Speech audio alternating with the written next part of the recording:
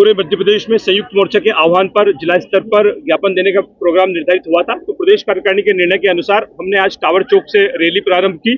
चूंकि ये मध्य प्रदेश शासन को निर्णय लेना है और हमारा सौभाग्य है कि बाबा महाकाल की नगरी में हमारे बड़े भाई साहब आदरणीय मोहन यादव जी, डॉक्टर मोहन यादव जी नेतृत्व करते हैं। तो हम उज्जैन से पूरे प्रदेश की अपेक्षाएं हैं, उस अपेक्षा को, प्रदेश की अपेक्षाओं को लेकर उज्जैन के जिले भर के कर्मचारी टावर चौक से रैली के माध्यम से एक अनुरोध यात्रा लेकर माननीय मुख्यमंत्री जी के दरवाजे पर, ऑफिस पे, कार्यालय पर आए हैं और हमें बहुत सकारात्मक यहाँ से आश्वासन मिला है।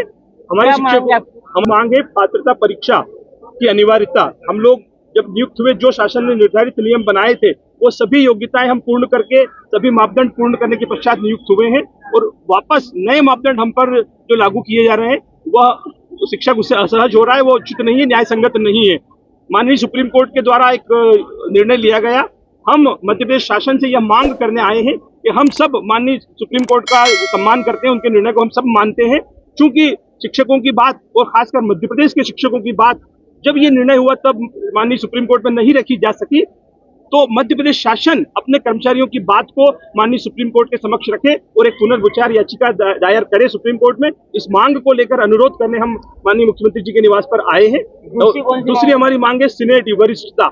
हम लोगों की नियुक्ति 1998-2001 से निरंतर प्रतिवर्ष होती आई है, लेकिन शासन के कुछ ऐसे त्रुटिपूर्ण नियम अधिकारियों द्वारा जारी किए गए जिसके तहत हमारी नियुक्तियों में 2018 दर्ज हो गया है।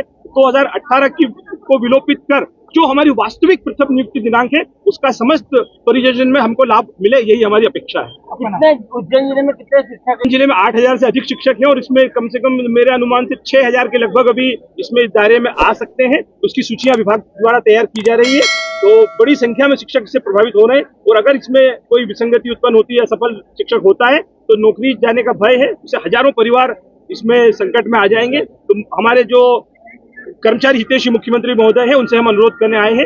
ये दो हमारी प्रमुख मांगे हैं। शेख मोहम्मद अली, जिलाध्यक्ष राज्य शिक्षक संघ संयुक्त मोर्चा संयोजक द्वारा अभी सुप्रीम कोर्ट द्वारा एक आदेश पारित हुआ है जिसमें न्यायालय का कहना है कि जो भी शिक्षक हैं उन्होंने टीईटी, टीचर्स एलिजिबिलिटी टेस्ट परीक्षा, शिक्षक पात्रता परीक्षा उत्तीर्ण करना होगी।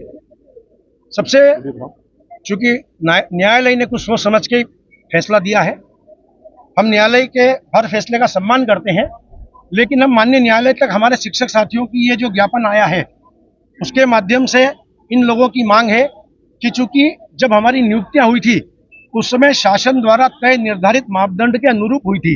यदि उस समय परीक्षा होती तो हमको परीक्षा देके भी पास होके आते। अर्थात उनका ये कहना है कि आज 20 साल बाद, 25 साल बाद जब हम बच्चों को इतना पढ़ा रहे हैं, अध्ययन करा रहे हैं और अब परीक्षा देना हमारे ऊपर कहीं ना कहीं संदेह पैदा करता है। इसलिए हमारी योग्यता पर संदेह न करते हुए, हमारे अनुभव को देखते हुए इसी को जो है उस परीक्षा के समकक्ष माना जाए और हमें अपना उत्तीर्ण मान के उस योग्यता के समकक्ष माना जाए। ये इन सब लोगों की मांग है। तो इस मांग का, चूंकि मांग वास्तव में अगर किसी भी जो आज 50 साल 55 साल की एज हो गई, यदि उनको परीक्षा में अगर बैठना है तो उन पर एक डर सता रहा है कि उसमें एक लाइन लिखी है कि अगर परीक्षा 2 साल में नहीं उत्तीर्ण कर पाते हैं तो इनको सेवा से अनिवार्य सेवानिवृत्ति लेना होगी, जो इनके सामने एक रोजगार का संकट, भविष्य का संकट पैदा कर रहा है, जिस कारण ये सब लोग चिंतित हैं और उसका दुष्परिणाम या दुष्प्रभाव हमारे शिक्षा व्यवस्था पर पड़ रहा है, क्योंकि ये मानसिक रूप से थोड़े से असहज महसूस कर रहे हैं, ऐसा इन लोगों का सबका कहना है। और ये माननीय मुख्यमंत्री के पास ज्ञापन देने आए हैं। तो शासन अभी जो है इस जो भी प्रकरण है इस पर पुनर्विचार याचिका प्रस्तुत कर रहा है और उसकी तैयारी चल रही है। हमने भी निवेदन किया, सब लोगों के माध्यम से ऊपर बात पहुंचाई है। फैसला शासन को लेना है, हम इनकी बात ऊपर तक पहुंचाते हैं, लेकिन जो भी होगा इनके हित में होगा। आपका नाम? मुकेश जी।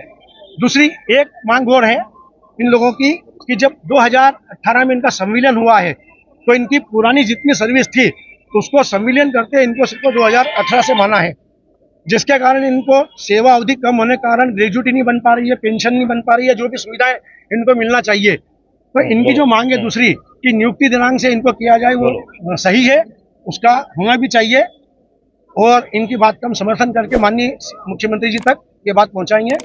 मैं मुकेश जैन, प्रतिनिधि शिक्षा विभाग, माननीय मुख्यमंत्री जी।